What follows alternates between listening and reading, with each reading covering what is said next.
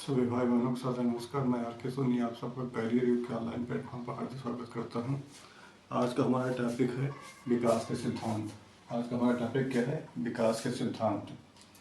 विकास के सिद्धांत में जितने भी प्रश्न बनते हैं उन सभी प्रश्नों को मैं यहाँ पर सम्मिलित करने का प्रयास किया हूँ। इससे बाहर विकास के सिद्धांत से एक भी प्रश्न एग्जाम में नहीं पूछा जाएगा।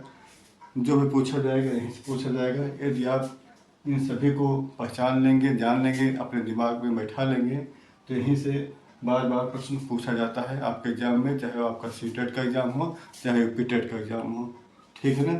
तो आप इन सभी को दिमाग में सेट कर लीजिएगा, याद कर लीजिएगा। इन्हीं सभी सिद्धांतों में से कोई ना कोई एक सिद्धांत देता है और पूछता है कि इनमें से कौन सा विकास का एक सिद्धांत है, या इससे पूछता है तीन इसमें से देगा, एक कोई दूसरा दे देगा, पूछेगा इनमें से कौन सा विकास का सिद्धांत नहीं है।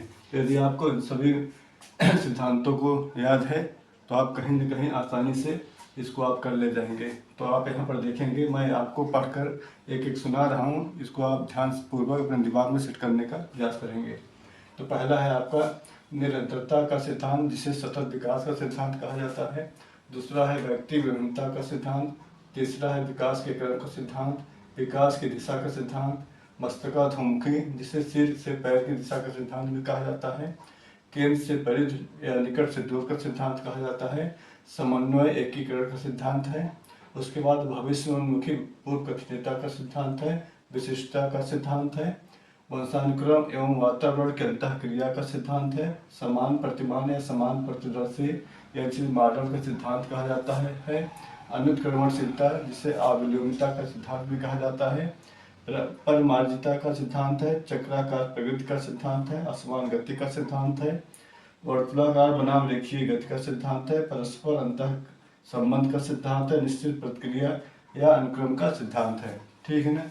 अब इसे आप इधर देखिएगा। विकास समान से विशिष्ट की ओर होता है। विकास परिपक्वता एवं अधिगम पर होता है। अंतर व्यक्ति भिन्नताएं क्या है? अंतर व्यक्ति भिन्नताएं, जिसे अंग्रेजी में क्या कहा जाता है? इंटरपर्सनल डिफरेंसेस कहा जाता है। इसमें विभिन्न बच्चे भिन्न भिन्न दर से पढ़ते हैं। ठीक है। अगला है अंतर व्यक्ति भिन्नताएं, जिसे अंग्रेजी में इंट्रा पर्सनल डिफरेंसेस कहा जाता है। इसमें क्या होता है? किसी अकेले बच्चे में विकास की दर विकास के एक क्षेत्र की अपेक्षा दूसरे क्षेत्र में भिन्न हो सकती है। ठीक है ना? आप मेरे साथ 2-3 बार इसको पढ़ लेंगे, सुन लेंगे तो आपको आसानी से ये सारे सिद्धांत याद हो जाएंगे और दिमाग में आपके सेट भी हो जाएंगे। तो फिर से आप देखिएगा क्या लिखा हुआ है। निरंतरता का सिद्धांत, जिसे सतत विकास का सिद्धांत कहा जाता है। व्यक्ति भिन्नता का सिद्धांत है। विकास के क्रम का सिद्धांत है। विकास की दिशा का सिद्धांत है। मस्तकाधोमुखी, जिसे सिर से पैर की दिशा का सिद्धांत कहा जाता है।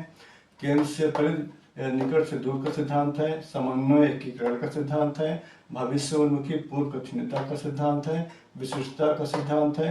वंशानुक्रम एवं वातावरण की अंतःक्रिया का सिद्धांत है। समान प्रतिमान समान प्रतिदर्शी मॉडल का सिद्धांत है। अनुत्क्रमणशीलता अविलोमिता का सिद्धांत है। परिमार्जिता का सिद्धांत है। चक्राकार प्रवृत्ति का सिद्धांत है।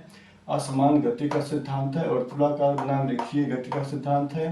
परस्पर अंतः संबंध का सिद्धांत है। निश्चित प्रतिक्रिया अनुक्रम का सिद्धांत है।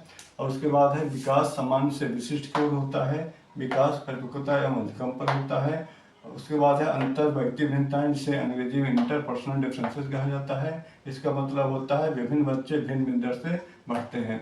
अगला है अंतरा व्यक्ति भिन्नताएं, जिसे अंग्रेजी में इंट्रा पर्सनल डिफरेंसेस कहा जाता है। इसमें होता है किसी अकेले बच्चे में विकास की दर विकास के एक क्षेत्र की अपेक्षा दूसरे में भिन्न हो सकती है। ठीक है ना?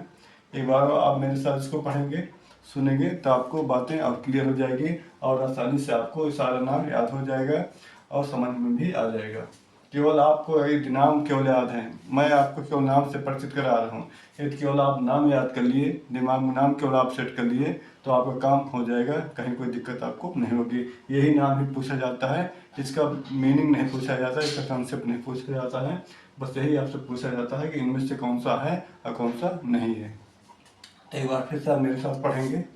विकास के सिद्धांत के अंतर्गत निरंतरता का सिद्धांत, सतत विकास का सिद्धांत, व्यक्ति भिन्नता का सिद्धांत, विकास के क्रम का सिद्धांत, विकास की दिशा का सिद्धांत, मस्तकाधोमुखी, सिर से पैर की दिशा का सिद्धांत, केंद्र से परिध या निकट से दूर का सिद्धांत, समन्वय एकीकरण का सिद्धांत, भविष्योन्मुखी पूर्वगठनता का सिद्धांत, विशिष्टता का सिद्धांत, वंशानुक्रम एवं वातावरण की अंतःक्रिया का सिद्धांत, समान प्रतिमान समान प्रदर्शी मॉडल का सिद्धांत, अनुक्रमणशीलता अवलंबिता का सिद्धांत, परिमाणिकता का सिद्धांत, चक्राकार प्रवृत्ति का सिद्धांत, असमान गति का सिद्धांत, वर्तुलाकार बनाम रेखीय गति का सिद्धांत, परस्पर अंतर संबंध का सिद्धांत, निश्चित प्रतिक्रिया अनुक्रम का सिद्धांत, विकास समान से विशिष्ट होता है, विकास परिपक्वता में अधिकम पर होता है, अंतर व्यक्ति भिन्नताएं इंटरपर्सनल डिफरेंसेस, विभिन्न बच्चे भिन्न भिन्न दर से बढ़ते हैं, अंतर व्यक्ति भिन्नताएं इंट्रापर्सनल डिफरेंसेस, किसी अकेले बच्चे में विकास की दर विकास के एक क्षेत्र की अपेक्षा दूसरे में भिन्न हो सकती है।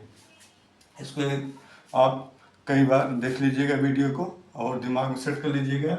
यहीं से विकास के सिद्धांत के अंतर्गत जो क्वेश्चन बनता है यहीं से बनता है, इससे बाहर आपका ये भी प्रश्न नहीं बनेगा।